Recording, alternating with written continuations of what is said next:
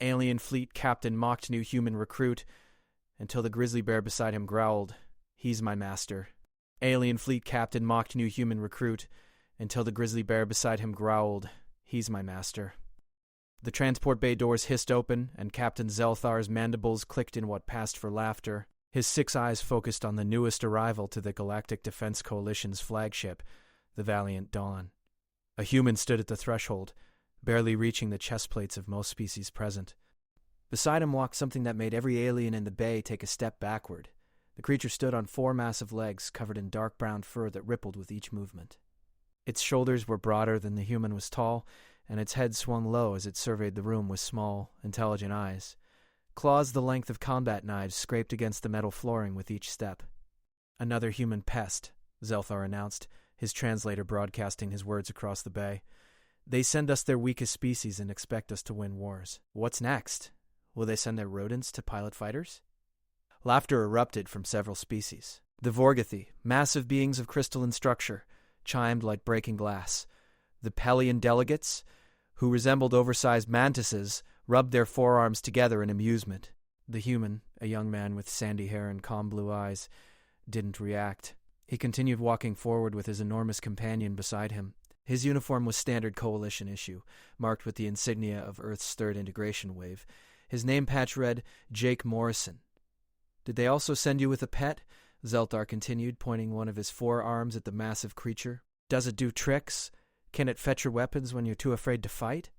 The bay fell silent as the creature stopped walking. It raised its massive head, lips pulling back to reveal teeth that could crush bone like paper. The sound that emerged from its throat was something between a rumble and a roar, deep enough to vibrate the air itself. Every translator in the room crackled to life simultaneously. "He's my master." The words hung in the air like a death sentence. Zeralthar's mandibles froze mid-click. His eyes widened, all 6 of them focusing on the creature with new understanding. The other aliens in the bay began backing toward the walls, their previous amusement replaced by primal fear. Jake Morrison placed a hand on the creature's shoulder, his fingers disappearing into the thick fur. "Easy, Bruno," he said quietly. The bear's eyes never left Zelthar. "This insect mocks you? I can end him in 3 seconds. "Not necessary," Jake replied, his voice carrying across the silent bay. "The captain is about to learn something important." Zeralthar found his voice, though it cracked through the translator. "That creature, it speaks. It has intelligence.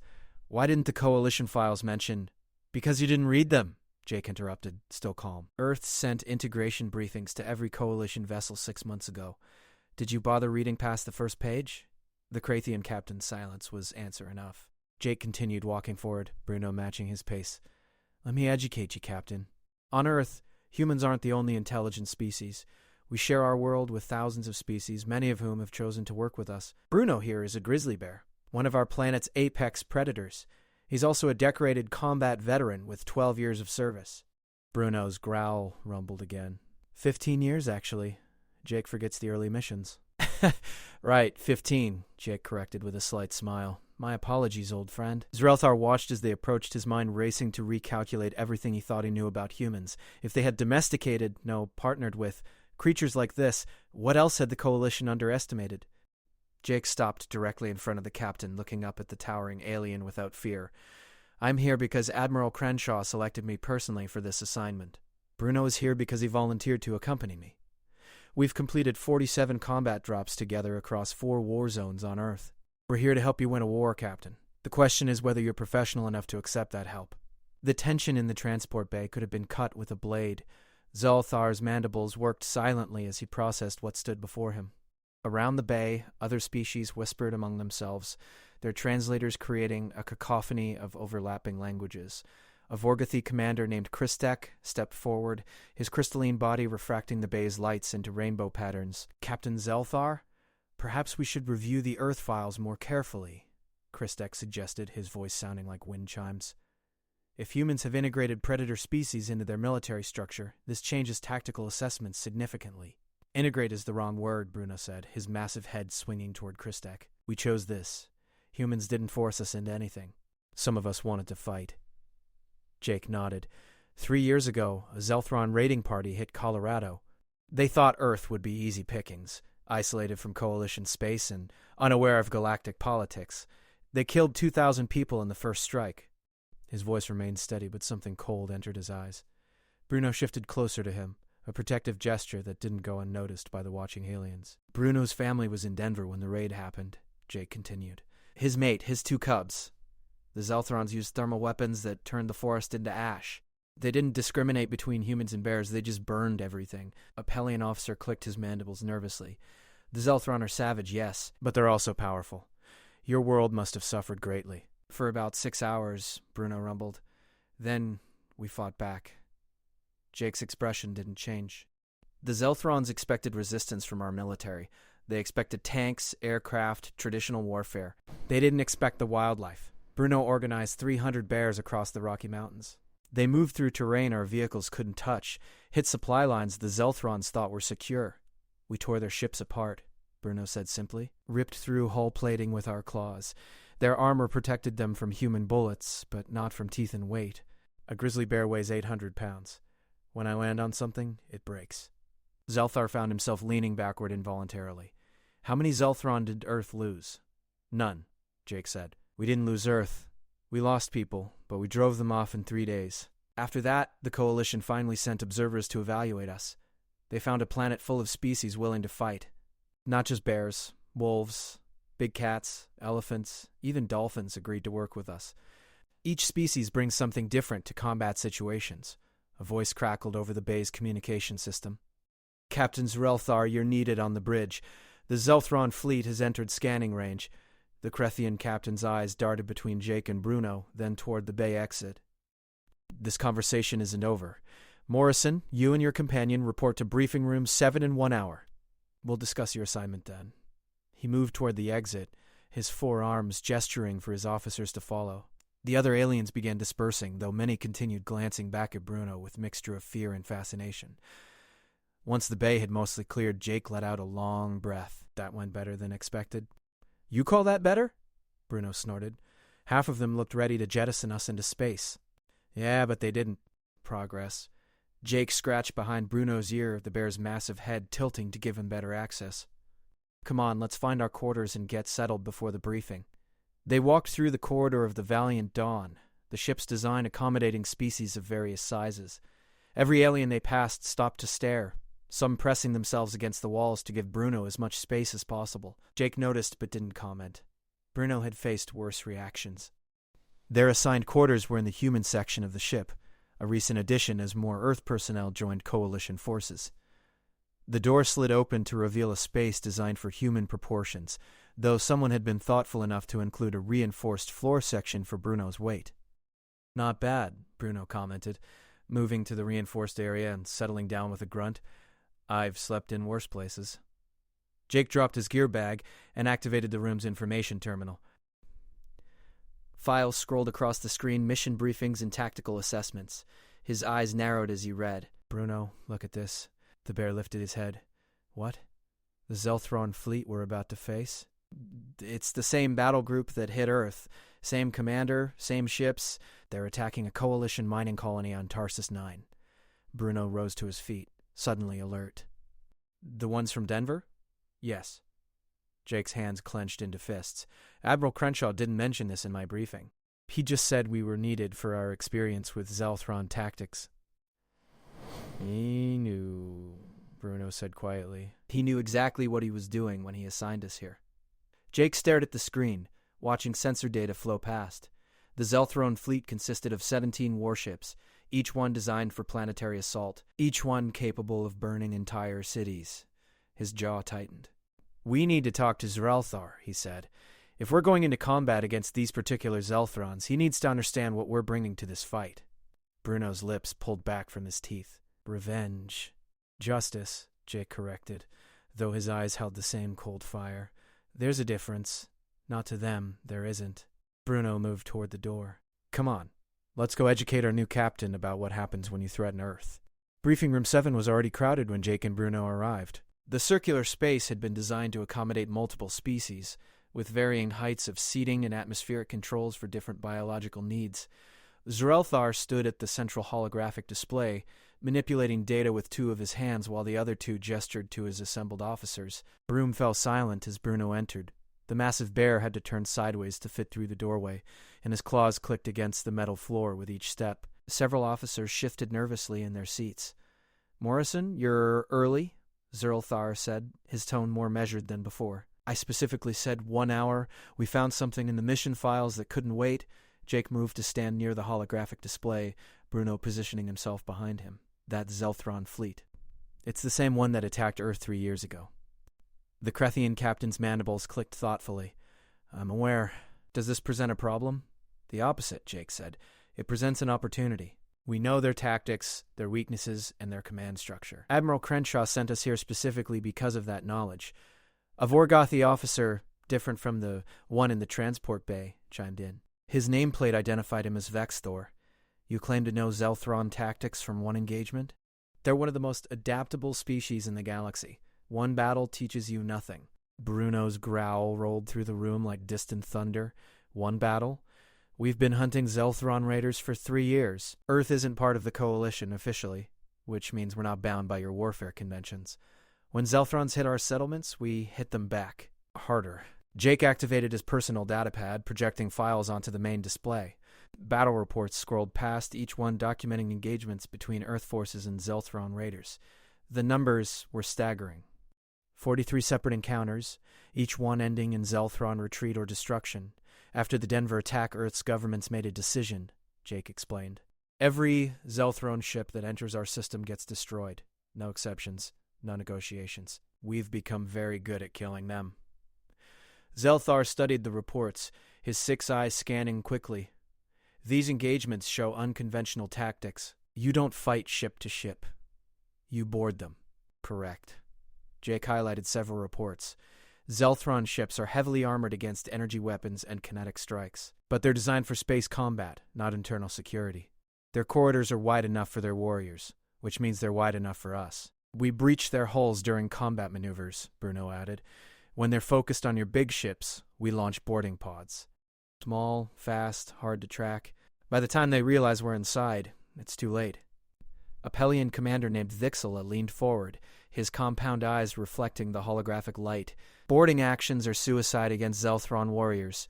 They're 3 meters tall, armored with natural plates, and their combat instincts are legendary." "Your species are small by comparison." "I'm not small," Bruno said flatly.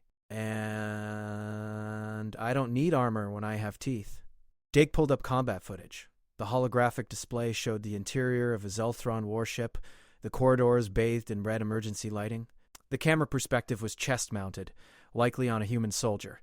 Suddenly, a Zelthron warrior appeared, its massive form charging forward with a plasma blade extended. Before it could strike, something brown and enormous filled the frame.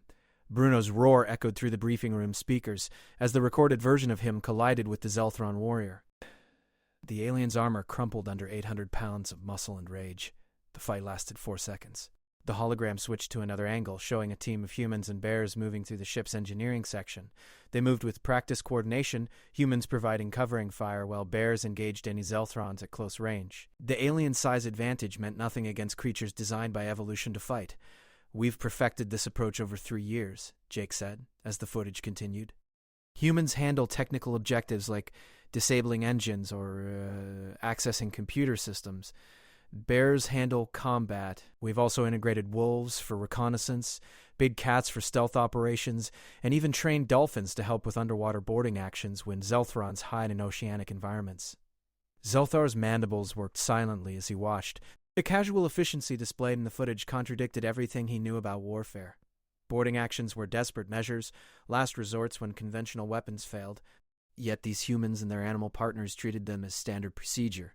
"The Zelthron fleet approaching Tarsus 9 consists of 17 ships," Vexthor said. "You're suggesting we board all of them simultaneously?" "No," Jake replied. "We board the command ship. The Zelthrons operate on strict hierarchy. Kill the fleet commander, and the rest scatter. Their species doesn't promote based on merit. When a commander dies, there's usually a power struggle that can last days. By then, we'll have destroyed or captured the remaining ships." Bruno moved closer to the holographic display, studying the tactical layout. "Their command ship will be at the center of the formation, protected by the others. Getting close will be difficult." "We'll need a distraction," Jake agreed. He looked at Zelthar. "Your fleet engages them head-on, draws their attention. Make them think you're attempting a conventional battle. While they're focused on you, our boarding team launches from below the engagement plane. The Zelthrons always position their ships horizontally relative to the enemy. This is a psychological quirk of their species. They literally look down on opponents. Vixala clicked his mandibles rapidly, a sign of agitation among Pelians. You want us to serve as bait while you sneak onto their ship? What if your boarding action fails? It won't, Bruno said, his voice carrying absolute certainty. 'Cause I'm leading it, and I've got a personal score to settle with Zelthrons. Jake placed a hand on Bruno's shoulder. We both do, but we're not going in alone. How many other humans and animals are stationed on this ship? Zeltar checked his personnel roster. 32 humans arrived over the past month. They were assigned to various support roles because I didn't think they were suitable for combat positions. Any animals with them? Yes. 14 creatures of various species. They were classified as companion animals and given quarters in the habitat sections. Jake smiled, though it didn't reach his eyes. Captain, I think it's time you met the rest of Earth's combat teams. By the time we're done here, you'll understand why the Zelthrons made a mistake attacking our planet. The habitat section of the Valiant Dawn had been converted into what the crew called the zoo, though nobody said it where the Earth forces could hear. Zeralthar followed Jake and Bruno through the corridors, his officers trailing behind with obvious reluctance. The sounds reached them before the doors opened, a mixture of growls, howls, and human voices. The doors slid apart to reveal a space 3 times larger than standard crew quarters. Humans sat among various animals, some cleaning equipment, others reviewing tactical displays. A gray wolf the size of a small horse lifted its head as they entered, golden eyes assessing the newcomers. Lieutenant Morrison, the wolf said, its translator rendering a female voice. Didn't expect to see you down here so soon. Hey, Luna, Jake replied. Captain Zeralthar. Meet Lieutenant Luna Greystone. She commands our reconnaissance unit. The Krethian captain's translator struggled to process what he was hearing. Lieutenant? You're giving military ranks to animals? Luna's lips pulled back from her teeth. I earned my rank through 8 years of service and countless missions. I've forgotten more about reconnaissance than most species learn in a lifetime. Call me an animal again, and we'll have problems, Bruno chuckled. A sound like rocks tumbling. Luna's got a temper. I'd apologize, but she's not wrong. Around the room, other animals and their human partners stood or moved closer. A mountain lion with sleek tan fur stretched lazily on a raised platform, while 2 humans checked the seals on environmental suits nearby. Near the far wall, a massive silverback gorilla named Marcus sat with a human woman, both studying holographic maps. This is our combat team, Jake explained. 32 humans and 14 animals. We've worked together for 2 years, training specifically for coalition deployments. Every person and animal here volunteered. A young human woman with short black hair approached, a tactical vest covered in equipment pouches. Jake, good to see you. Captain Zelthar, I'm Officer Lisa Grant. I handle technical operations and demolitions. Demolitions? Vexthor, who had followed them down, chimed with surprise. You destroy things? Very effectively. Lisa grinned. Someone's got to blow the doors when we board enemy ships. Also disable weapon systems, set charges on critical infrastructure. The usual. The mountain lion dropped from his platform with fluid grace, landing silently despite his bulk. I'm Captain Felix Rodriguez. Don't laugh at the name. I didn't choose it. I lead stealth operations. Zeralthar's mandibles clicked rapidly. How does something your size perform stealth operations? By being better at it than you'd ever imagine. Felix's tail swished once. Zelthron ships have ventilation systems large enough for me to move through. I can access any part of a vessel without being detected. By the time they realize I'm there, their command staff is dead. Marcus the gorilla stood, his massive frame making even Bruno look manageable. His hands moved in rapid gestures, which a translator caller converted to speech. Marcus wants you to know that he handles heavy weapons. His arm strength allows him to carry equipment that would require vehicle mounts for other species. Jake nodded to the gorilla. Marcus is deaf, communicates through sign language. Don't mistake that for a weakness. He's saved my life 4 times. Over the next 20 minutes, Jake introduced the rest of the team. 2 more bears, siblings named Kodiak and Sierra. A pack of 5 wolves led by Luna, each specialized in different aspects of reconnaissance and close combat. 3 more big cats, each with different tactical specializations. The remaining humans filled roles from medics to engineers to combat specialists. Zeralthar watched it all with growing understanding. This wasn't a ragtag collection of soldiers and pets. This was a coordinated military unit with clear command structure and specialized roles. The animals weren't assistants or companions, they were soldiers, full participants in Earth's military operations. "How did this happen?" the captain finally asked. "How did your species achieve this level of integration?" An older human with gray streaking his dark hair stepped forward. "I can answer that, sir. Commander Paul Chen, formerly of Earth's Pacific Fleet. I coordinate between human and animal units." "Please," Zeralthar said, "I need to understand." Paul gestured around the room. "Humans have always had relationships with other species on Earth. We domesticated dogs 30,000 years ago, cats about 10,000 years back. But domestication isn't the same as partnership." "What changed was communication." "The translator technology?" Vixala asked. "Partially. Translators let us have conversations, but the foundation was already there. Humans and animals had been working together for millennia. Service dogs, police dogs, therapy animals, conservation partnerships. We built trust over thousands of years. When the Zelthrons attacked, that trust became something more." Luna padded forward. "After Denver, the surviving animals were angry. We understood that the aliens who killed our families would kill more unless we stopped them. The humans offered us a choice: join them in fighting back, or stay safe while they fought alone. None of us chose safety," Bruno added. "We chose revenge. Then it became about protection. Then it became about proving we could fight as equals." Jake pulled up the tactical display on his pad. Earth's military command didn't want this at first. They thought animals were too valuable to risk in combat. But after we proved ourselves in the first few engagements, they realized we brought capabilities humans alone couldn't match. Enhanced senses, different perspectives, physical capabilities that complemented human skills, Felix stretched, claws extending briefly. Plus, we're terrifying to most alien species. The psychological impact of fighting creatures you think are mindless beasts, only to discover they're intelligent and coordinated, breaks enemy morale faster than any weapon. Zelthar looked at Vexthor, who had remained silent throughout. The Vorgothi commander's crystalline structure seemed to pulse with colors indicating deep thought. "This changes everything," Vexthor said finally. "The tactical assessments, the strategic planning, all of it assumes human forces operate within predictable parameters. This unit operates outside those parameters entirely." "Exactly," Jake said. "Which is why we're going to destroy that Zelthrone fleet. Not through conventional warfare, but by doing what we do best. Getting inside their defenses and tearing them apart from within." Marcus signed rapidly, his translator converting. Marcus asks when we deploy. "The team is ready." 48 hours, Zeraltar said, surprising himself at the certainty in his voice. "We'll need that time to modify our approach vectors and prepare the boarding craft. Morrison, I'm assigning you operational command of this mission. My officers will coordinate the fleet engagement, but the boarding action is yours." Jake met the captain's eyes. "Understood, sir. We won't let you down." "I believe you," Zelthar said, and realized he meant it. The void of space was never truly silent, but inside the boarding pod, the recycled air and muffled breathing of the team created an almost peaceful atmosphere. Jake checked his equipment one final time, running through the mental checklist that had kept him alive through dozens of similar operations. Beside him, Bruno sat secured in a reinforced harness designed to handle his mass during high-acceleration launches. 2 minutes to launch, Lisa's voice crackled through the comm system. She sat at the pod's control station, fingers dancing across holographic interfaces. "Coalition fleet is engaging the Zelthrons now." They're taking the bait. Through the small viewport, Jake could see the distant flashes of energy weapons exchange. The Valiant Dawn and its sister ships had positioned themselves in a standard attack formation, exactly what the Zelthrons expected from Coalition forces. The alien fleet was responding predictably, their 17 warships forming a defensive sphere with the command vessel at its center. "They think they've seen this before," Luna said from her position near the rear of the pod.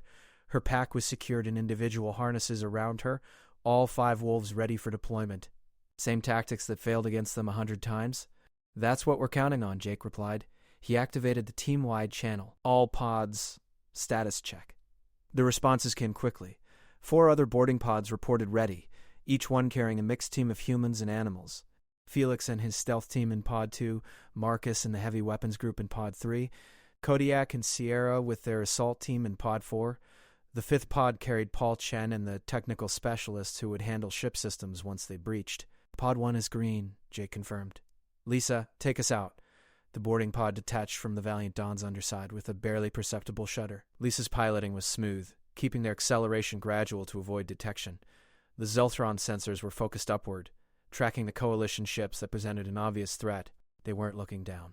40 seconds to first weapons range, Lisa said. Coalition ships are spreading out, forcing the Zelthrons to adjust formation. The plan was working. Zeralthar was giving them the distraction they needed, pulling the enemy fleet's attention away from the approach vector. Jake watched through the viewport as the distance closed, the Zelthron command ship growing from a distant speck to a massive vessel bristling with weapon batteries.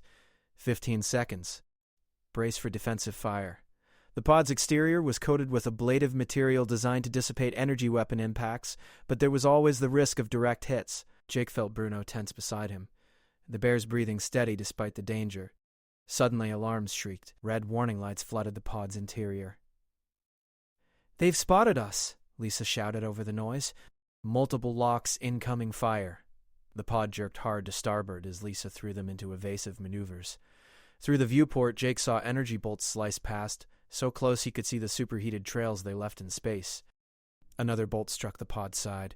The impact transmitted through the hull as a violent shudder. "Hull integrity at 70%. Lisa called out. "We're not going to make it to the planned breach point." "Then pick a new one," Jake said, his voice calm despite his racing heart. "Anywhere that gets us inside." Lisa's fingers flew across the controls. "There's a docking port on the port side, meant for supply shuttles. It's smaller than our planned entry, but we can breach it. Do it." The pod changed course, diving toward the Zelthron command ship's side. More energy bolts pursued them, but they were inside the effective range of the larger weapons now. The Zelthrons couldn't track something moving this fast, this close to their hull. 5 seconds. 4. 3. Jake grabbed his harness straps. Bruno's claws dug into the reinforced flooring. The impact when it came was tremendous. The pod's front section was designed for breaching, carrying shaped charges that detonated microseconds before contact. The explosion carved through the Zelthron hull, plating like paper, and the pod's momentum carried them through into the ship's interior. Atmosphere vented around them, a violent tornado of escaping air that lasted 3 seconds before emergency bulkheads sealed the breach. The pod's rear hatch exploded outward, and Jake was moving before the debris stopped bouncing. The interior of the Zelthron ship was dimly lit, the architecture all sharp angles and harsh metals. Jake's boots hit the deck running, his weapon up and tracking. Bruno burst from the pod beside him, roaring a challenge that echoed through the corridors. "Secure the perimeter," Jake ordered. His team flowed out of the pod with practiced efficiency, humans and wolves forming a defensive ring while Lisa worked on the corridor's access panel. "Got it," she said after 10 seconds. "We're 3 decks below the command center. I'm pulling up schematics now." The corridor suddenly lit up with weapons fire. Zelthran warriors appeared from side passages, their massive forms charging forward with plasma weapons blazing. Jake's team returned fire, but the aliens' natural armor deflected most shots. That was when Luna and her pack attacked. The wolves moved like liquid shadows, flowing around the human firing lines and hitting the Zelthrons from the flanks. Their teeth found gaps in the armor, tearing at joints and vulnerable spots that weapons couldn't reach. A Zelthron warrior went down screaming, 3 wolves on him. Bruno charged straight into the enemy formation. His roar was deafening in the enclosed space, and the impact of 800 pounds of muscle and rage sent Zelthrons flying. Claws raked across alien armor, finding purchase where human weapons failed. The fight became chaos, close quarters, and brutal. "Move!" Jake shouted to his human teammates. While the animals engaged the warriors, the humans pushed forward toward the access corridor Lisa had identified. This was their tactics, refined through years of practice. Animals drew attention and dominated close combat, while humans completed the technical objectives. They fought their way through 2 more decks, leaving broken Zelthron warriors in their wake. Jake could hear the sounds of other pods breaching throughout the ship. Felix's team announcing successful entry, Marcus's heavy weapons tearing through engineering. Finally, they reached the command center doors. They were massive, reinforced things designed to withstand boarding actions. Lisa placed shaped charges at strategic points, her movements quick and confident. "Fire in the hole," she called out. The explosion was controlled but powerful, blowing the doors inward in a shower of metal fragments. Jake was first through, his weapon tracking for targets. The command center was a circular room dominated by holographic displays showing the ongoing battle. Zelthron officers worked at various stations, and at the center stood a warrior larger than the rest, his armor decorated with rank insignia. The fleet commander turned as Jake entered, his face showing surprise that something so small had reached him.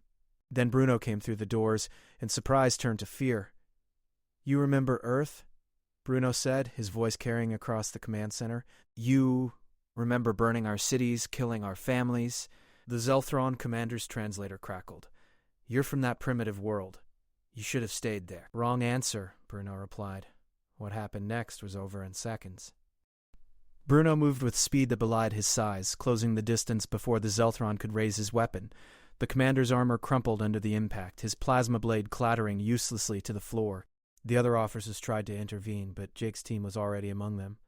Within 30 seconds, the command center was secured. Jake moved to the central control console, accessing the ship systems with codes Lisa fed him through his helmet display. All pods, this is Morrison. Command center is ours. Disable your targets and prepare for withdrawal. The responses came in quickly. Every boarding team had achieved their objectives. The Zelthron fleet, suddenly without central coordination, began breaking formation. Just as Jake had predicted, the rigid hierarchy of their species meant confusion and chaos when leadership failed. Through the command center's viewports, Jake watched as coalition ships pressed their advantage. Several Zelthron vessels were already attempting to flee. Others, damaged and leaderless, were surrendering. Captain Zelthar, this is Morrison. The enemy fleet is broken, requesting extraction for boarding teams. The Krathian captain's response came immediately. Acknowledged, Morrison. Extraction pods are launching now. Outstanding work. Bruno patted over to where Jake stood. Blood on his claws, but his eyes clear. Is it finished? For now. Jake looked at the defeated Zelthron commander who lay unconscious but alive. This battle is over. But there will be more. Good, Bruno said quietly. Because we're just getting started. The extraction pods arrived 20 minutes later. As Jake's team boarded, he took one last look at the Zelthron command ship. Its systems were shut down, its crew captured or scattered.